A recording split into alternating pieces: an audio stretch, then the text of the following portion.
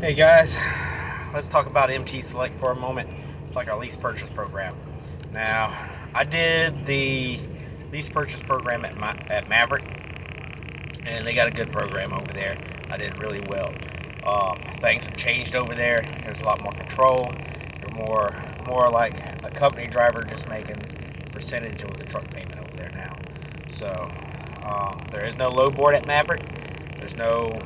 There's every now and again they let you kind of pick and choose, but it's rare. It's whatever they have available, and then sometimes they just don't even give you those options to where you really can pick and choose. The only thing you can do is turn down a load and hope for the best, and so it's just a roll of the dice over there. Over here at Montgomery, they do have a load board over here available to you.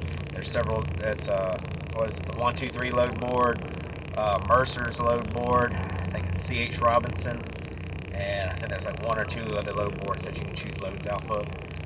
What happens over here is Montgomery, they will give you a load, and like you don't have to take it. You can see if they got something else off of their board, but they're not going to show you their board.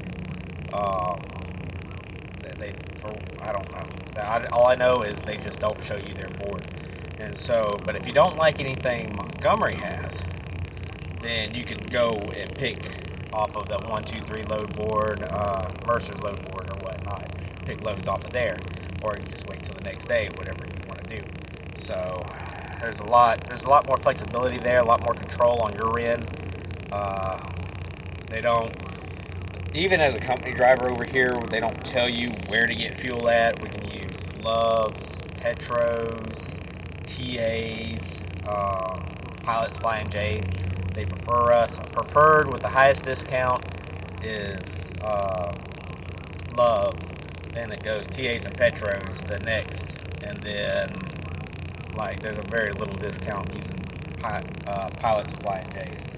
So I was talking to a friend of mine who's at least came over. He left Mav IC, came over here, and he's saying that it's a very I want to say it's like 40 cents per mile, 45, maybe 45 cents per gallon off by filling up over at Love's. Don't quote me on that. I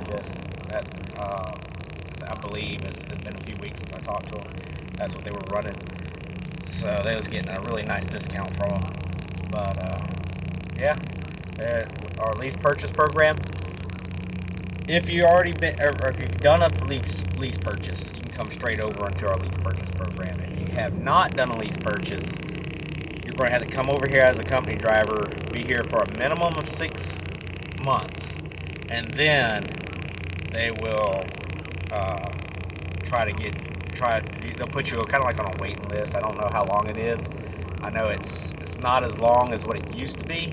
When I first started over here, I had several referrals of people coming over and wanting to do the lease purchase program over here and turn around, and they were here for like 7-8 months, and they still was not on the program. So which was kind of discouraging for them, I understand. I mean, if that's what you want to do, why would you wait 6, 7, 8 months when you go to a company? Just do 30 days, or just straight out the gate do it. Now, I have done more lease purchases than just Mavericks. I did the lease purchase over at JCT, and that was a hot mess. I wouldn't suggest nobody to do a lease purchase at JCT. I wouldn't, by any stretch of the imagination. Anywhere where you're making cent per mile is a bad deal when it comes down to having a truck payment, because you're hauling it for cheap. You're hauling it for dirt cheap, and so it robs you, is what it does. I would not suggest anybody to do that.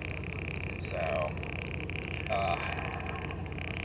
I know we have a lot of guys over here that like our lease purchase deal, because they have that flexibility of where they can choose loads off the load board. But I mean, there's some guys that's not for them. Some guys, they get into the lease purchase, they expect to kind of be treated like a company driver, and still have their hand held and still have things done for them. It's not going to happen over here.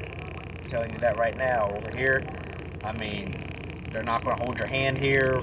We don't hire students straight out of driving school. You have to have experience before you come in.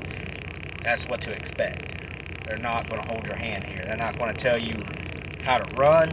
Like this morning, or last night, instead of a 10-hour break, I didn't start rolling until like 13 hours into my break. And so, things like that. They're not going to tell you what to do over here.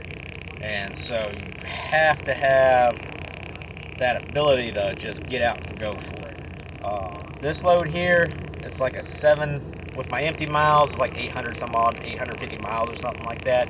700 miles loaded. Picked up my load yesterday, and I'll have it delivered tomorrow. And I possibly could have pulled in there this afternoon before they quit unloading, but I'm going to be home Thursday anyway. I'm chalking it up to a short week anyhow, so I'm not too worried about it.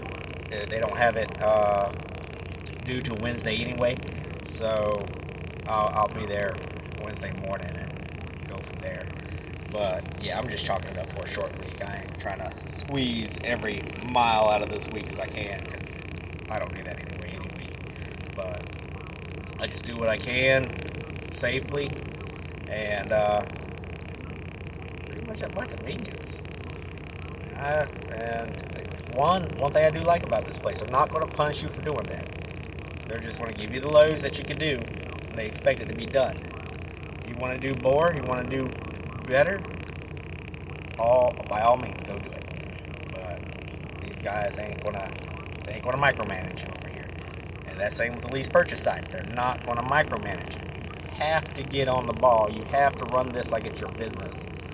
You have to let them know, hey, I'm gonna be here at so and so time. I'm gonna be empty by this time. I'm gonna be empty. I'll be delivering it on this day.